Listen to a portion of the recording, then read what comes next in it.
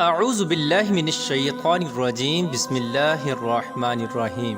اللہ تبارک و تعالیٰ کے نام سے شروع جو بڑا مہربان اور نہایت رحم کرنے والا ہے۔ دنیا کی تاریخ میں ایسے بہت سارے بادشاہ اور فرعون گزرے ہیں جن کو ان کی بادشاہت اور دولت کے نشے نے مغرور بنا دیا اور وہ تکبر میں آ کر خدائی کا دعویٰ کر بیٹھے۔ یہ بدبخت لوگ اپنی بے شمار مال و دولت اور بادشاہت کے نشے میں بدمست ہو کر اللہ تبارک و تعالیٰ کی وحدانیت کو للکارنے لگے اور معاذ اللہ خدائی کا دعویٰ کر بیٹھے۔ اس کے باوجود بھی اللہ تبارک و تعالیٰ نے ان کی طرف بے شمار انبیاء کرام کو مبعوث فرمایا اور ان کو ہدایت کی طرف بلایا، لیکن یہ بدبخت لوگ اپنی سرکشی اور انا پر اڑے رہے اور اللہ تبارک و تعالیٰ کی وحدانیت کا انکار کرتے رہے۔ پھر جب یہ لوگ قابل ہدایت نہ رہے تو اللہ تبارک و تعالیٰ نے ان بدبخت لوگوں کو عبرت کا نشان بنایا اور ان لوگوں کو تباہ و برباد کر کے رکھ دیا اور ان لوگوں کے نام و نشان کو صفحہ ہستی سے مٹا دیا۔ اللہ تبارک و تعالیٰ نے ان جھوٹے خدائی کے دعوے داروں کو ایسی عبرت ناک موت دی کہ آج بھی لوگ ان سے عبرت حاصل کرتے ہیں۔ پیارا دوستو، خدائی کا دعویٰ کرنے والے بدبختوں میں سے ایک بدبخت شداد بھی تھا جس نے اللہ تبارک و تعالیٰ کی وحدانیت کو للکارا اور سرکش اور نافرمان ہو گیا۔ پیارا دوستو، شداد کون تھا اور کس طرح اس نے اللہ تبارک و تعالیٰ کی نافرمانی کی اور خدائی کا دعویٰ کیا، اور کس طرح اس نے دنیا میں اپنی جنت تیار کی اور اس کی بنائی جانے والی جنت کتنے سالوں میں تیار ہوئی، اور پھر اللہ تبارک و تعالیٰ نے اس بدبخت کو کس طرح دنیا کے لیے عبرت کا نشان بنایا اور اس بدبخت کا انجام کیا ہوا، اور پھر کس طرح ملک الموت علیہ السلام نے دردناک طریقے سے اس کی روح قبض کی۔ پیارے دوستو، ان تمام تر سوالات کے جوابات قرآن و حدیث کی روشنی میں آج کی اس ویڈیو میں ہم آپ کو بتائیں گے، لہٰذا آپ سے گزارش ہے کہ ہماری اس ویڈیو کو اینڈ تک ضرور دیکھیے گا۔ پیارا دوستو، شداد اس قوم کی نسل میں سے تھا جو دنیا کے سب سے طاقتور ترین قوم تھی، جس کو قوم عاد کہا جاتا ہے۔ اس قوم کے بارے میں اللہ تبارک و تعالیٰ قرآن پاک میں ارشاد فرماتا ہے کہ ان کے جیسی قوم نہ اللہ تبارک و تعالیٰ نے ان سے پہلے پیدا کی اور نہ ہی ان کے بعد کسی قوم کو پیدا کیا۔ قوم عاد احقاف کے اندر آباد تھی۔ احقاف ایسی جگہ تھی جہاں ریت کے بہت ہی بلند و بالا ٹیلے تھے، اور احقاف کا یہ علاقہ یمن اور عمان کے درمیان بکھرا ہوا تھا۔ اس علاقے کے اندر قوم عاد 8,500 سال پہلے آباد تھی۔ اس قوم پر اللہ تبارک و تعالیٰ کا یہ خاص کرم تھا کہ اللہ تبارک و تعالیٰ نے اس قوم کو دنیا کی سب سے طاقتور قوم بنایا تھا۔ اس کے ساتھ ساتھ اللہ تبارک و تعالیٰ نے اس قوم کو سرسبز و شاداب باغات اور وافر مقدار میں کھیت عطا فرمائے تھے۔ اس قوم کے پاس بے شمار جانور تھے اور پینے کے لیے میٹھا پانی تھا۔ اس کے علاوہ بھی اللہ تبارک و تعالیٰ نے اس قوم کو بے شمار نعمتوں سے نوازا تھا۔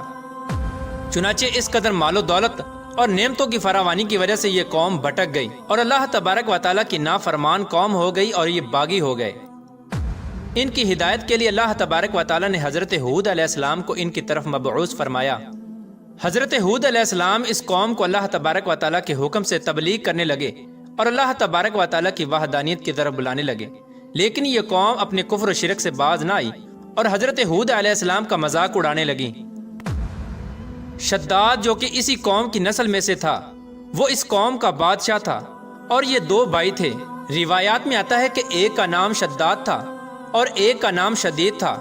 شدید پہلے بادشاہ بنا اور وہ فوت ہو گیا۔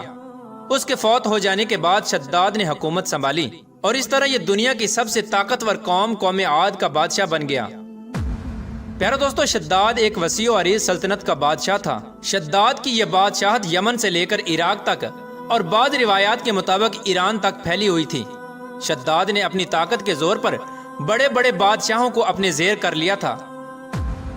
چنانچہ اس بدبخت کو حضرت ہود علیہ السلام نے سمجھانے کی بہت کوشش کی، لیکن اس کا دل بھی بند تھا۔ چنانچہ جب حضرت ہود علیہ السلام نے شداد کو اللہ تبارک و تعالیٰ کی وحدانیت کی طرف بلایا اور ایک خدا کی عبادت کرنے کا حکم دیا، تو اس وقت شداد اور حضرت ہود علیہ السلام کے درمیان ایک زبردست مکالمہ ہوا، جس کے نتیجے میں شداد نے حضرت ہود علیہ السلام سے پوچھا کہ اگر میں اللہ تبارک و تعالیٰ پر ایمان لے آؤں تو مجھے کیا حاصل ہوگا؟ تو اس وقت حضرت ہود علیہ السلام نے شداد سے فرمایا کہ تم پر جنت حلال ہو جائے گی۔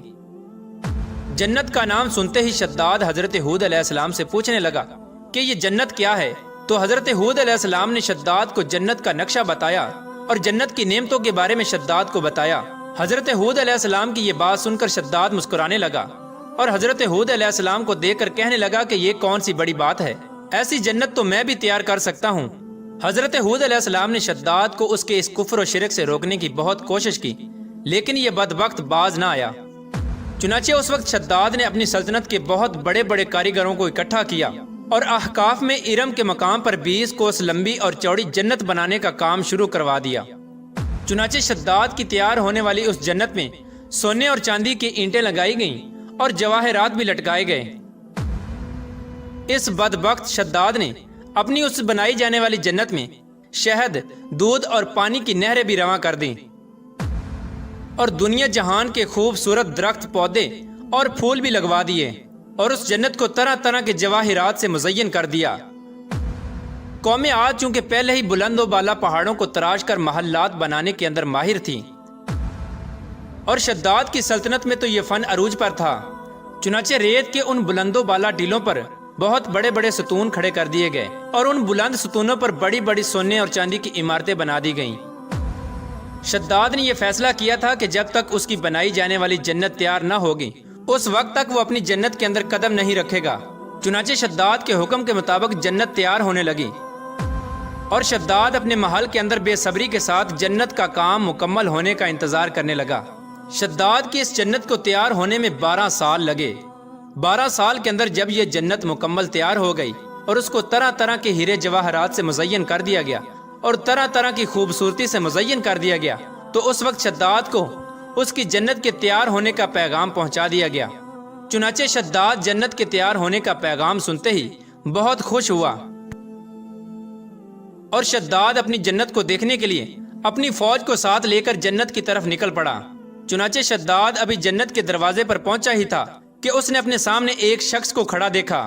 شداد اس شخص کو دیکھتے ہی پہچان گیا اور اپنے حواریوں سے کہنے لگا کہ یہ شخص مجھے جنت میں داخل نہیں ہونے دے گا۔ تو اس وقت شداد کے حواریوں نے شداد سے پوچھا کہ یہ شخص کون ہے اور یہ جنت میں کیوں نہیں داخل ہونے دے گا؟ تو اس وقت شداد نے اپنے حواریوں سے کہا کہ یہ ملک الموت علیہ السلام ہیں جو کہ میری روح قبض کرنے کے لیے آئے ہیں اور یہ مجھے جنت میں داخل نہیں ہونے دیں گے۔ اس وقت شداد بدبخت ملک الموت علیہ السلام سے عرض کرنے لگا کہ مجھے صرف اپنی جنت میں قدم رکھنے کی مہلت دے دی جائے، لیکن اللہ تبارک و تعالیٰ کی طرف سے مقررہ فرشتے نے جواب دیا کہ مجھے اللہ تبارک و تعالیٰ کی طرف سے حکم ہے کہ میں تجھے تمہاری جنت کے اندر قدم نہ رکھنے دوں۔ شداد ملک الموت علیہ السلام کے سامنے بہت رویا اور گر گڑایا، لیکن ملک الموت علیہ السلام نے اللہ تبارک و تعالیٰ کے حکم کی تکمیل کرتے ہوئے شداد کی روح قبض کر لی۔ چنانچہ شداد کی موت کے بعد حضرت جبرائیل علیہ السلام نے ایک زوردار چیخ ماری اور شداد کی بنائی ہوئی ساری جنت زمین کے اندر دھنس گئی اور غائب ہو گئی۔ شداد کی اس عبرت ناک موت کے بعد حضرت ہود علیہ السلام نے قوم عاد کو بارہا مرتبہ سمجھایا، لیکن قوم عاد باز نہ آئی۔ حالانکہ شداد کا یہ انجام قوم عاد کے لیے کافی تھا، لیکن جب انسان کی عقل پر غرور کا پردہ ہوتا ہے تو چاہے شداد ہو یا شدید، اس کو کسی کام کا انجام دکھائی نہیں دیتا۔ حضرت ہود علیہ السلام نے قوم عاد کو شداد کا انجام بتا بتا کر ڈرانے کی کوشش کی، لیکن قوم عاد باز نہ آئی اور اسی طرح اللہ تبارک و تعالیٰ کی نافرمانیاں کرتی رہی، یہاں تک کہ حضرت ہود علیہ السلام مایوس ہو گئے۔ اس وقت جب قوم عاد قابل ہدایت نہ رہی تو اللہ تبارک و تعالیٰ نے حضرت ہود علیہ السلام کو حکم دیا کہ وہ اپنے ساتھیوں کو لے کر اس علاقے سے چلے جائیں۔ اللہ تبارک و تعالیٰ کے یہ حکم پاتے ہی حضرت ہود علیہ السلام نے اس وقت آخری مرتبہ اپنی قوم کو سمجھانے کی کوشش کی، لیکن وہ لوگ پھر بھی باز نہ آئے، تو حضرت ہود علیہ السلام اپنے ساتھیوں کو لے کر اس علاقے سے روانہ ہو گئے۔ چنانچہ ان کے جانے کے بعد اللہ تبارک و تعالیٰ نے قوم عاد پر خوفناک آندیاں مسلط کر دیں۔ اللہ تبارک و تعالیٰ کی طرف سے آنے والی وہ خوفناک آندیاں اور طوفان 7 راتیں اور 8 دن تک چلتی رہیں، یہاں تک کہ وہ پوری قوم اپنے بلند ستونوں اور سونے اور چاندی کی عمارتوں سمیت زمین کے اندر دنسا دیے گئے اور غرق کر دیے گئے۔ اور اللہ تبارک و تعالیٰ نے اس قوم پر اس قدر دردناک عذاب نازل فرمایا کہ اس قوم کا نام و نشان تک نہ رہا۔ جس وادی کے اندر بڑے بڑے بلند و بالا محلات تھے، وہ تمام کی تمام وادی ایک ریت کے صحرا کے اندر تبدیل ہو گئی۔ قوم عاد کے اس علاقے کو اللہ تبارک و تعالیٰ نے اس طرح زمین کے اندر غرق کر دیا کہ وہاں پر صرف اور صرف ریت کے ٹیلے باقی بچے اور کسی بھی چیز کا نام و نشان نہ بچا۔ پیارے دوستو، اس طرح اللہ تبارک و تعالیٰ نے شداد اور اس کی قوم کا عبرت ناک انجام کیا اور ان لوگوں کو صفحہ ہستی سے مٹا دیا۔ اللہ تبارک و تعالیٰ سے دعا ہے کہ اللہ تبارک و تعالیٰ ہمیشہ اپنے حضور عاجزی اور انکساری کے ساتھ زندگی گزارنے کی توفیق عطا فرمائے اور حضور صلی اللہ تعالیٰ علیہ وآلہ وسلم کے بتائے ہوئے راستے پر چلنے کی توفیق عطا فرمائے۔